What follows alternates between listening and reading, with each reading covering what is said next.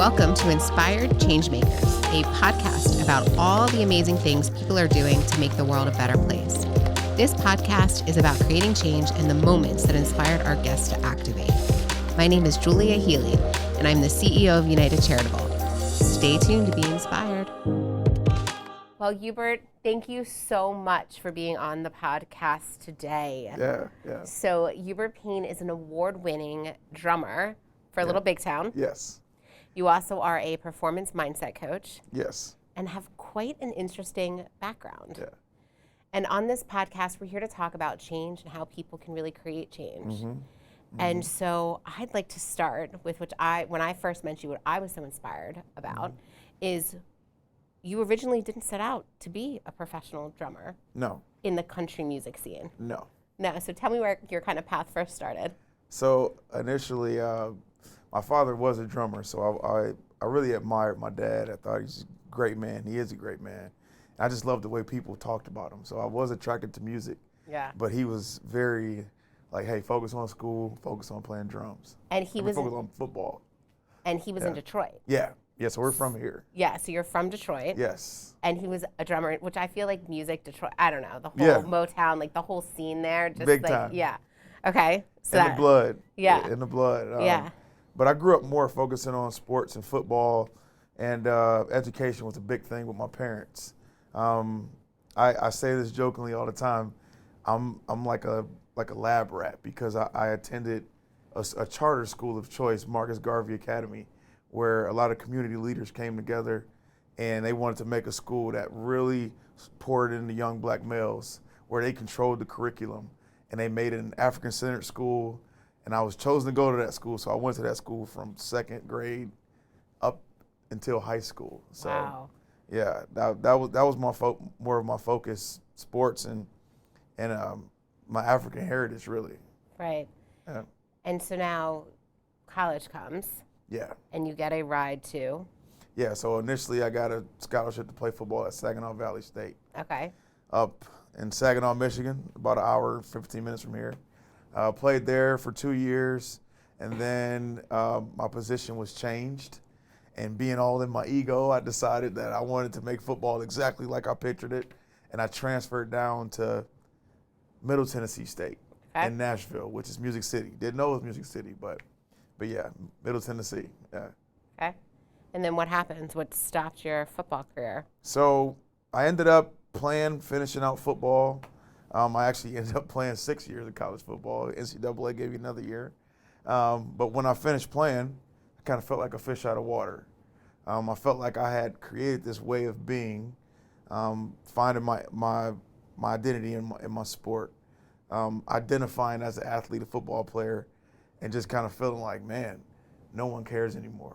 And my self-worth was in what I was doing, so I was really dry and really in a state of depression. So naturally, what I did was I leaned back on something else I was passionate about.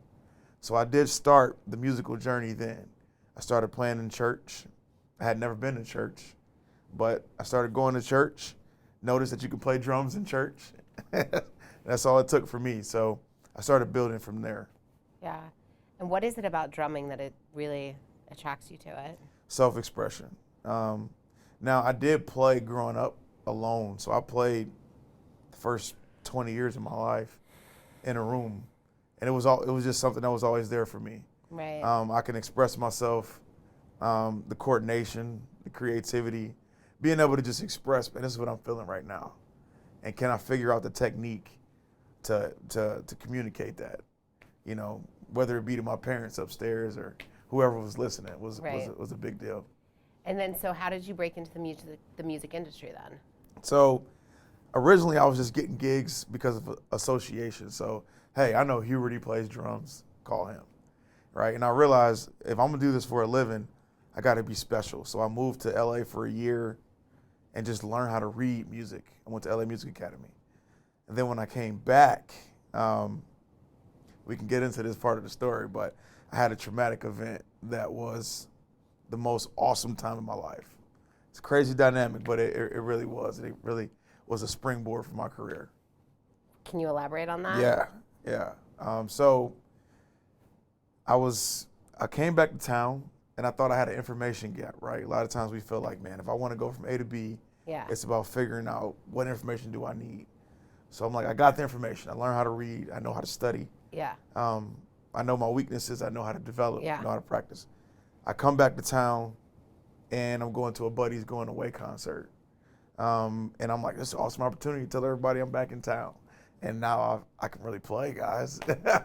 And there was the end of the night coming up, and there was a guy that came in the back door of the club, and it was about 50 of us, and no music was playing because the show was over. We were talking about IHOP or Waffle House. And the guy comes in, and he stands on the stage, and he's holding a tall can of beer and a knife. And he starts rapping in the microphone. And everybody's kind of looking around like, this is really random. And he starts getting irate, and he starts making threats. Like, I'm going to kill everybody in here right now. So I'm looking for security, right? I'm like, man, where's security? So he gets off the stage, and he slices the can with a knife, and he makes a barrier on the ground. Now, it's the wintertime. It's in January, and I'm from Detroit, so I was chewing on a straw. I had a skull cap on, and I don't know if that's what it was, but our energy kind of attracted each other. And I knew, okay, my friends are musicians. You know, I'm a football player. It kind of feels like, you know, where you got to just put your face in the fan sometimes. It felt. Oh my God. So I'm in my mind, I thought, you know, I can handle this guy. He's smaller than me.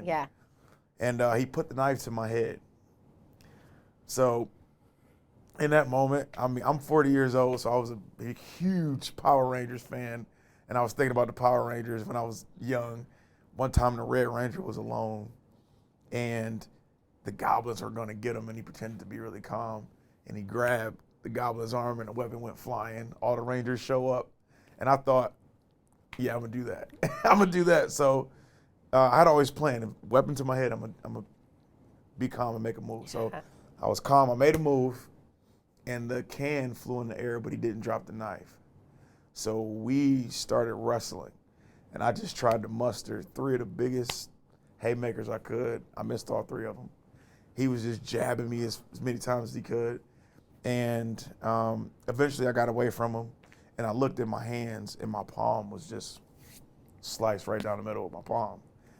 So my first thought was, how am I going to take care of myself? And luckily, it was a blessing. There was a police officer on a traffic stop, and when I ran out of the club, they diffused the situation. And I go to the hospital, and I realize, you know, man, it felt like someone poured a bucket of water in my pants. And it was just, I was bleeding, losing a lot of blood. But I got that sewed up. So I had a leg wound. My palm was sliced. Oh, my God. Yeah. And so I lost control of my pinky finger. It was just straight. So the doctor's like, hey, man, listen, we got to do emergency surgery because you're going to lose control of all your fingers.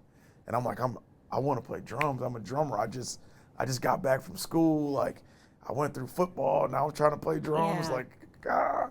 And he's like, well, I can make it to where you won't be able to use it, but you can hold a stick.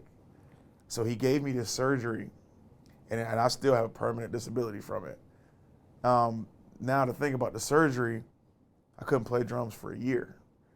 So this sparked the new life, the journey that I've been on ever since. So in that year, couldn't play drums, had to move in with my parents. How old were you? I was 27. Oh my God. So I lost my car to pay bills. Then I lost my drum set. I didn't have anything. But it was an awesome time of like self-reflection and being able to do really deep personal work and figure out, what do I want moving forward? What means something to me? Hey, why was I so attracted to football? Which is a very important question. Because until I understood, it's just the ball. I wasn't attracted to the ball. I was attracted to the commitment, the competition, developing. Yeah. And once I understood that, I can use those traits to build, you know, the music career that I wanted. Yeah. So it's a long story, but that was an awesome time in it, and it really was the beginning of what I feel like was God just breathing on me how he was processing me to help other people. So, yeah. Is that where your philanthropy journey started too? Absolutely. Because I started realizing I've physically never been able to play at the same level. But when I came back, I was hungry. I was open. I was an empty cup. I was about as humble as you can be. I didn't care who was white, who was black, because, you know, I went a year without playing it. And what it looks like when someone's getting killed, I was involved in that. So I just started going into country bars. And that's when I started playing country music. And did you always love country music? No. It was just that empty cup I'm talking about. Right. And it was so much treasure in just becoming a mirror of what was around me because my perspective changed. Right. And there's so much power in that. So as I started to grow and I started to see this thing manifest, I'm like, oh my gosh, this is why we experience pain. This is why we get told no. This is why doors close. How can I help as many people as I can figure out their thing? You might not be a drummer, but we've all been told no. Yeah, so talk me through that a little bit, because one of our first conversations, probably about 2 years ago now, I was trying to build a professional athlete division for my company, for United Charitable, and I was told no a lot. Yep. And one of the first conversations we've ever had was all around trusting that you are in the place that you need to be in. That's right. That God has put everything in your path. Right. And the doors that are closed were supposed to be closed, and the doors that are open are supposed to be open. So tell me, when you say that, how do you practice that in your life? So a huge thing, and the work that I do, I wouldn't be able to do it if I wasn't engaging in it myself, right? So a big thing that I find in my own life is, what's the story that I have around adversity? What am I making up about this? Because I believe that stories drive all of our behavior. Yeah. What you think about me, what I think about where we are, this moment, how big can it be, what it means to someone who I don't even know, you know? So what's the story that I have around adversity? And that's a process, right? A lot of times we have stories that are driving our behavior, that trauma symptoms have even blocked us from even remember where it started, right? So I find that a lot. In athletics, kids, a lot of times are dealing with that. So what is the message around adversity? Because it really can be a springboard to who you really are. So a couple things that I find myself saying a lot, when you feel fractured and you feel that broken, like, man, I feel disconnected. Yeah. Wait a minute, I feel like I'm not being supported like I want to be. Yeah. Those are parts of us, and they're actually the best parts of us, because they won't accept anything less than what we deserve being who we are, right? But when we lean into that on the other side of the adversity, that's who we really are. Yeah. If you think about any tough time you've ever been through, if you lose someone, like, you don't have time for games. Right. Like, you're just getting attacked. Yeah. And it's heavy. Yeah. And the only thing you can lean into is, like, what's true about this situation? Right. What's true about me? I got let go from my job. Oh, that hurts. Well, what do I really want moving forward? Because I'm not going to sign up for something, for this kind of pain, if it don't really mean something to me. Right. And I think if we keep taking those kinds of steps, we get to who we are. And that's the whole goal, in my opinion. I'd like to thank United Charitable for sponsoring today's Inspired Changemakers podcast. United Charitable is a national nonprofit that focuses on guiding you on your charitable journey. Whether you like to simply streamline your giving or you like to create your own charitable initiative, United Charitable has the knowledge and resources to support you. If you'd like to learn more, check out the link in our bio. And so, okay, so now you have gone through a year, right, where you're not able to play. You're having to get back into the music scene, and you really want to do something with that. You just don't want to gig around. You really want to like be a professional drummer, right? So with that, what skills did you use, or what discipline did you use to get you to that next level? I am a super people lover. Okay. I would just, as a young kid, it manifested in, I just appreciate high performance, right? Yeah. But like on a real deep level. So, I mean, guys who I looked up to in football, I'm like, man, how does he walk? Right. How does he talk? Where does he spend his time? What's important to him? And what position did you play? Running back. Okay. All right. So that's in a sports context. Then, I started being, in the music. I'm downtown. Once I got over, oh man, those were all limiting beliefs. Me being the only black guy. I am the only black guy, but no one cares. So then I started using conversation. Man, who's your favorite drummer? Yeah. Oh, Scott. I'm like, okay, Scott. When does Scott play? On Tuesdays at 9:00. I'm going to watch Scott. Yeah. And then I just find the beauty in Scott. And when I look at Scott and I can see his beauty, then I can pour him into my cup. I don't even need to talk to him. It's like I'm just looking.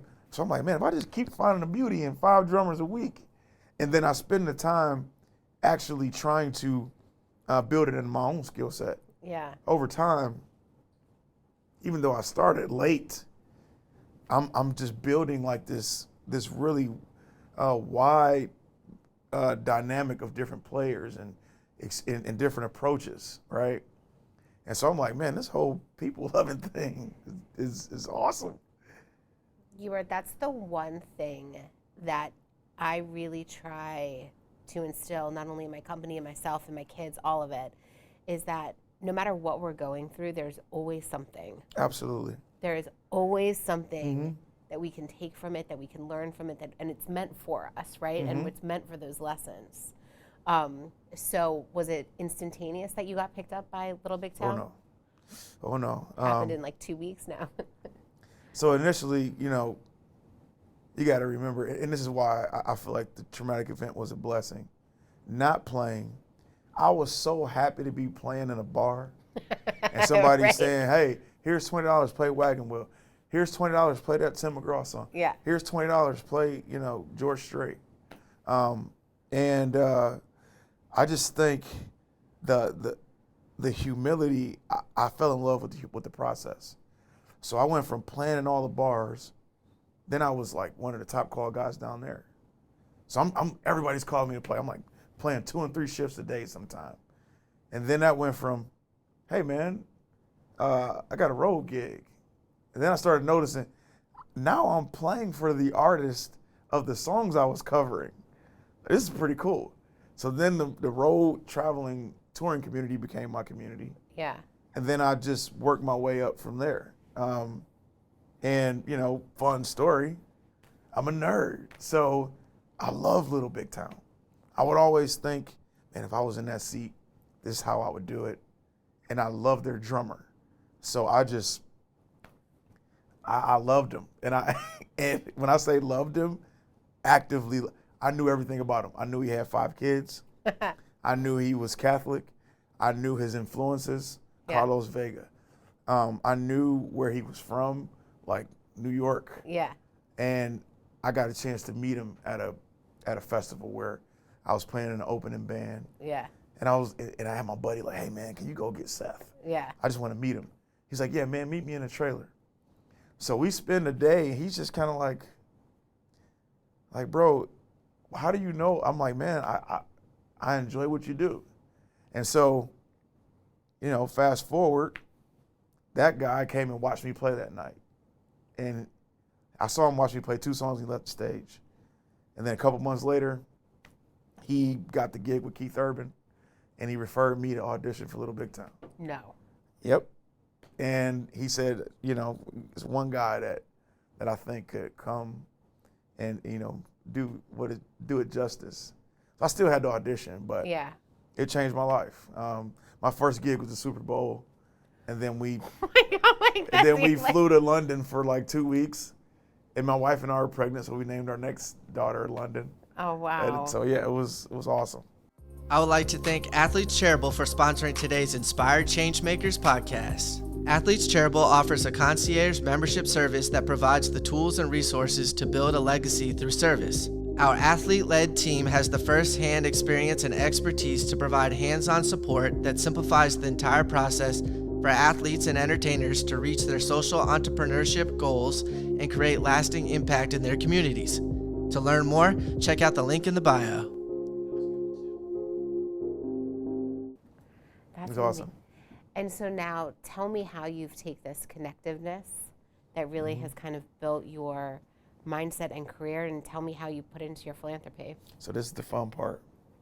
I love how you say the philanthropy is the fun part. Oh yeah. Like, not that you're like on stage at the Super Bowl, like with, okay, so I love that. So I've done that. I've traveled the world multiple times. I've repeated the best of what I thought I could do more over time over time. Yeah.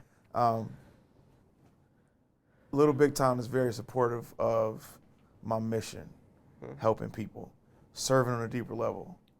So to start with philanthropy, technique-wise, I was exposed to some really amazing healing techniques.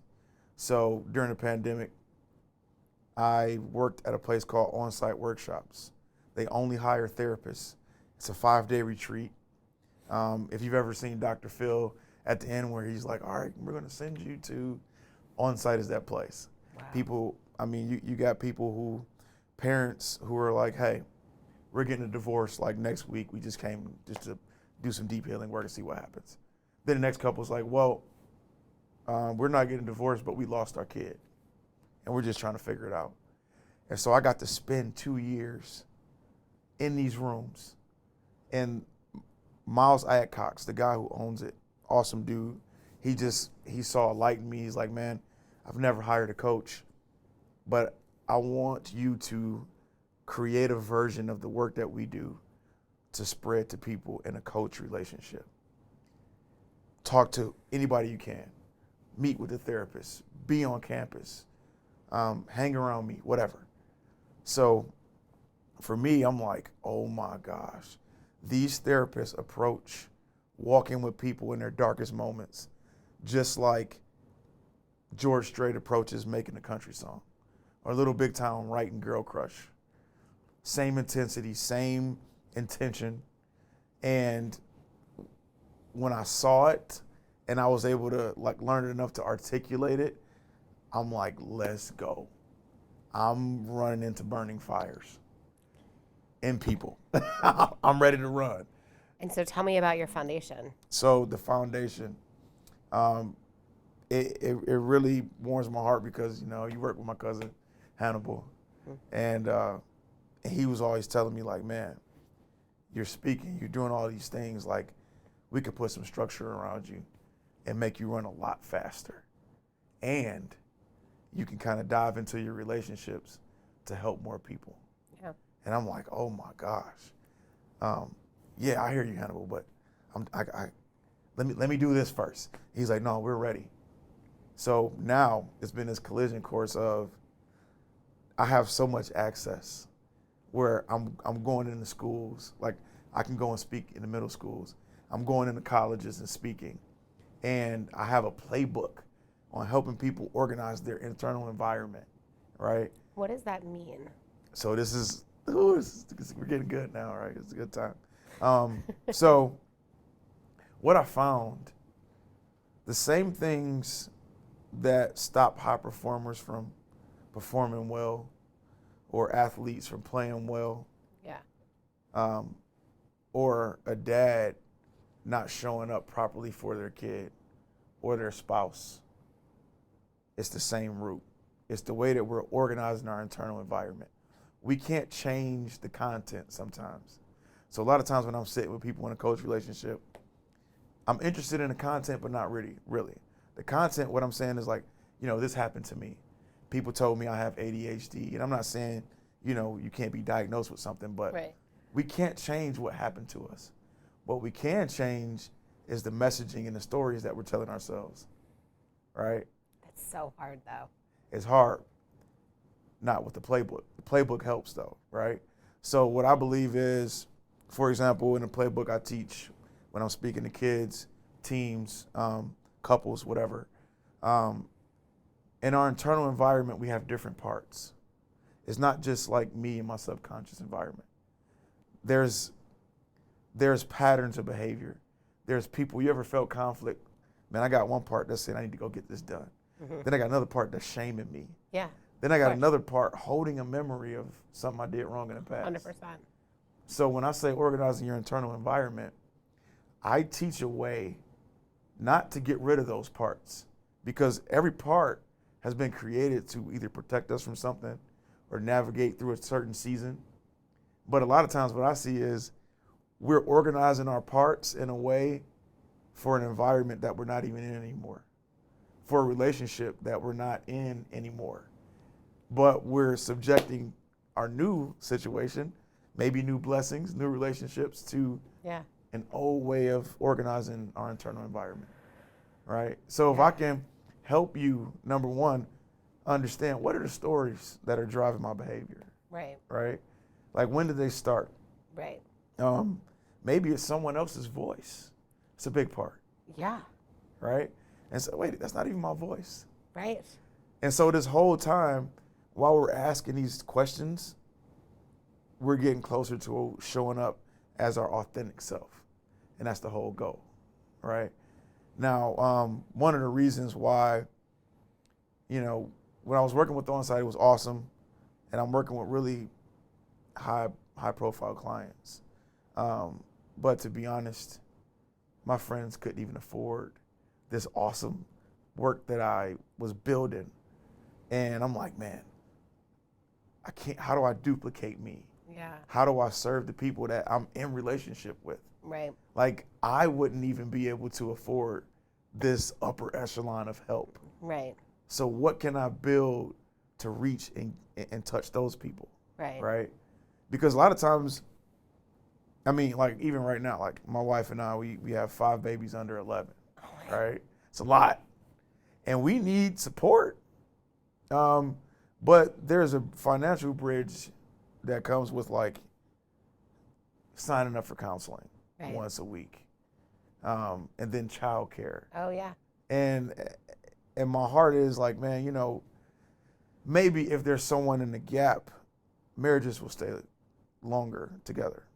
If there's someone in the gap, we can send that dad away for 3 days to do some intensive work and be held space for where he can say, man, what's going on with me? Which not a lot of men get to do, right?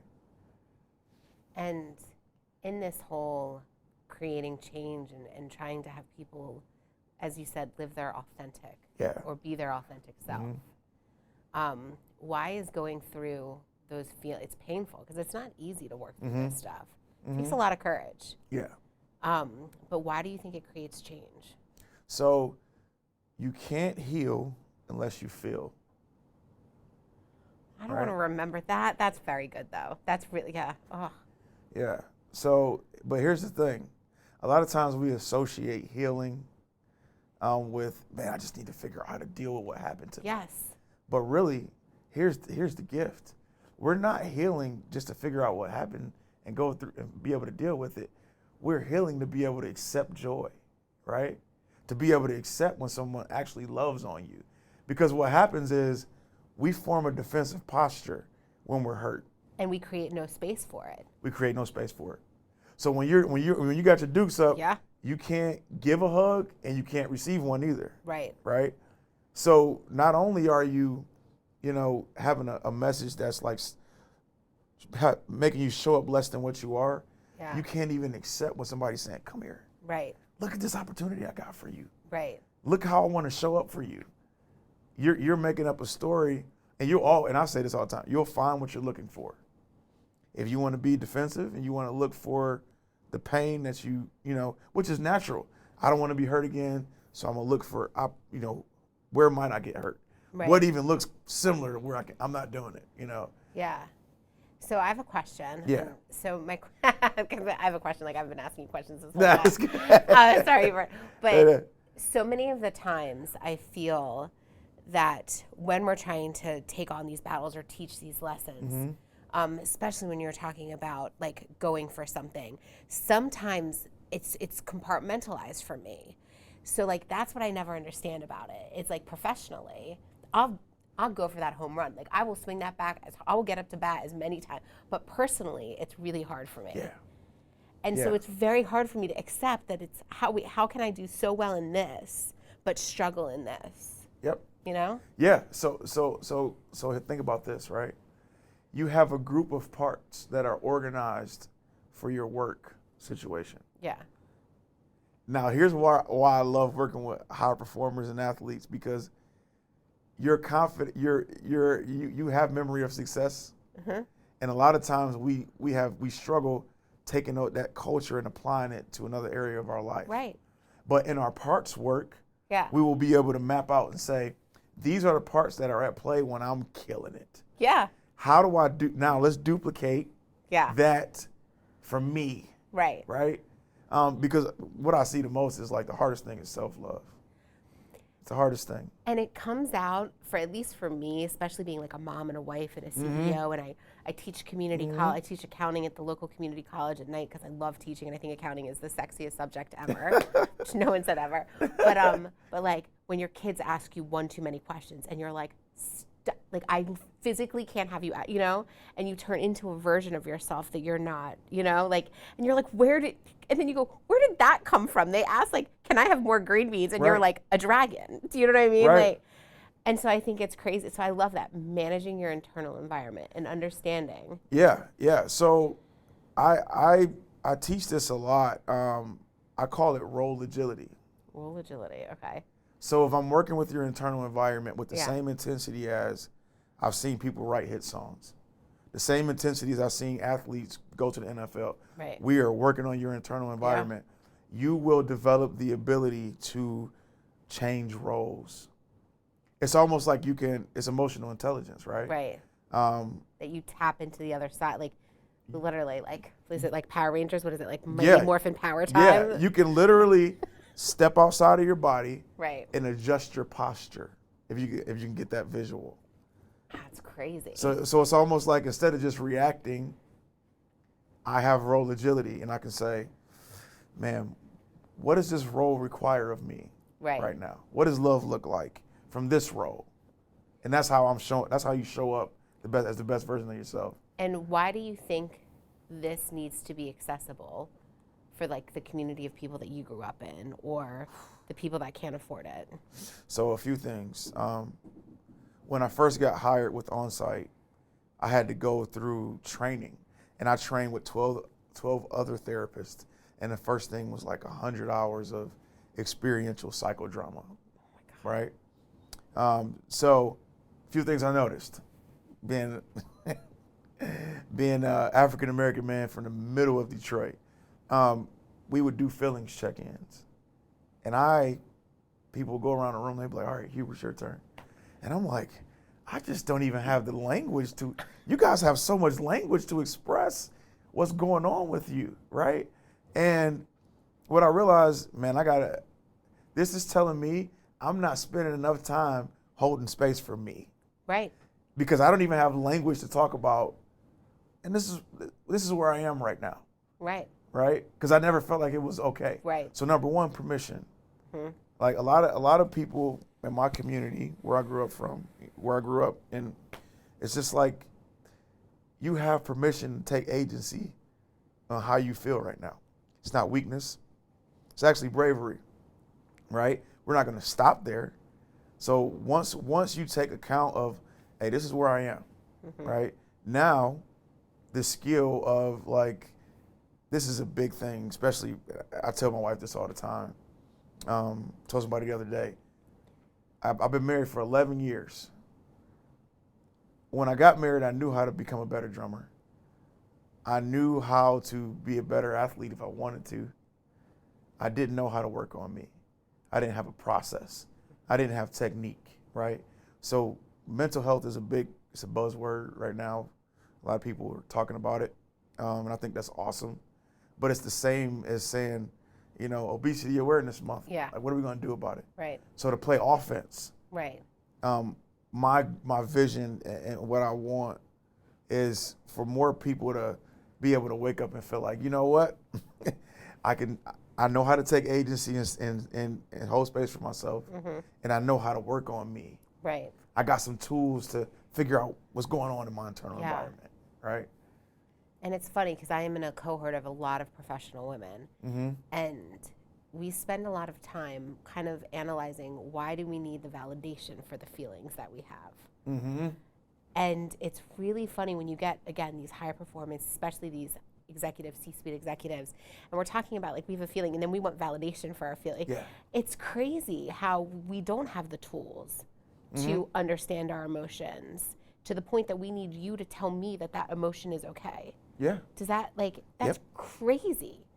When we were actually sitting there talking about this, about how many times that we've had to like get the validation for a feeling just so we could, I'm like, it's crazy. And you see this a lot. So the cool thing about doing group work, which I do a lot of, we don't get broken alone, so we heal together. Right? And it's really awesome. So we can get really technical here, and I would love to. I don't know how much time we have, but I use a lot of psychodrama and experiential learning, where the healing is really between, if I'm working with you, you may be building scenes or concretizing, which is using objects to represent figures from your past or situations, right? And then I help you get new messaging around what happened. And that way you get some solidarity about like, man, I have the power to change that messaging, right? And that starts to teach you, I don't necessarily need others' validation to be me. Right? And I'm enough. And it's even funny that you were saying it like that, because I have been married for 10 years this year in October, but we've been together for 18 years. So can you, like, the stories that we've created about fights that we had 17 years ago? 17 years ago, and I could fight that fight like it was like we just had it. Do you know what I mean? Like, and it's crazy because how many times I've realized that, you know, I was just talking to actually J.R. Redmond and I just did a podcast with him, is that sometimes I take my feelings as facts. That's really good. And And they're not. They're not. They're not. And how do we then really start to like change this, exactly what you're talking about, change the messaging, change the script, change our perspective to help us instead of destroy us? Yes. So those parts that I was talking about, this is what I teach. The goal is to reparent parts. So if you take a child's going to need that love and affirmation. Taking your word because they don't know not to. Right. If a child is hurt, they don't even know that they can say no a lot of times. As children, we form ways of being to survive our parents or our background, whatever's going on. And the idea is, as we get older, we should mature. We should revisit and reparent those parts and really understand, man, I got a bunch of feelings and emotions around this story, but what's true about that story? Now. Right? So a lot of times, I'll even ask myself, and I try my best to do this, if I'm getting fired up or I'm about to respond in a way, I'm asking myself, man, how old am I right now? How old am I? My wife and I, we live in Florida now. We don't even live in Tennessee right now anymore. So a lot of those messages and stories, we live in a completely different space, right? It's a new and I mean, I think that creates a lot of space for connection when you can reparent your parts and you're showing up as an updated version of yourself. Right. And now, is there a region that your foundation is working on? Well, I would like to work more in Detroit just because I feel like, you know, going to Marcus Garvey Academy, a lot of people poured into me here, you know. But I travel a lot. So I'll be, you know, wherever Little Big Town is, and I'll wake up and go and speak at a school or go and meet with some kids or so I'm really all over, you know. But we're in Florida right now. I'm in Orlando, and it's a great community, a young kid. So Like I coach my son's team, and I'm building like mental health, performance stuff to do with the soccer teams around the area. So I'm all over the States just because of my travel schedule. Yeah. Yeah. And what is the number one thing that you've seen that have really helped people? What is the one thing that they really should remember when they're talking about their mindset? That's a really good question. I would say you're enough. You've never been broken. You've never been broken. You don't need something that you don't have. You perfectly got to where you are. And just like you did that, you can make some adjustments and build the person that can sustain what you want moving forward, right? So what I see is people feel, oh man, I'm broken. I've been through something that no one's ever been through. Right. Like the way that I went through it, no one's ever went through Right. it. And I don't want to, not validate pain. Yeah. But what I do want to say is we're all walking around with holding something, right? You're not alone. You're not the first person who lived. You know what I mean? Won't be the last. And there's so much healing in just holding space for yourself and giving yourself permission to feel, right? And then redoing messages. I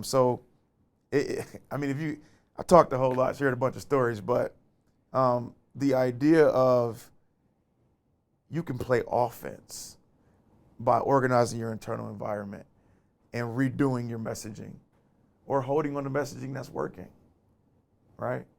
I think that's powerful. That's a lot more than one thing, but. I love it. Well, thank you so much for being on today. This was an amazing conversation. Thanks for having me. I'm just grateful to be here. And I love watching all that you do.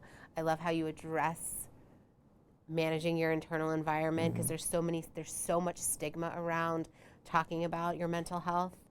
And the way that you're approaching it with love and complete faith, it's just very inspiring. So thank you so much. Thanks for having me. This is awesome. Find Inspired Changemakers on Instagram, YouTube, and LinkedIn, and comment on all the awesome things you are doing to make this world a better place. Don't forget to subscribe.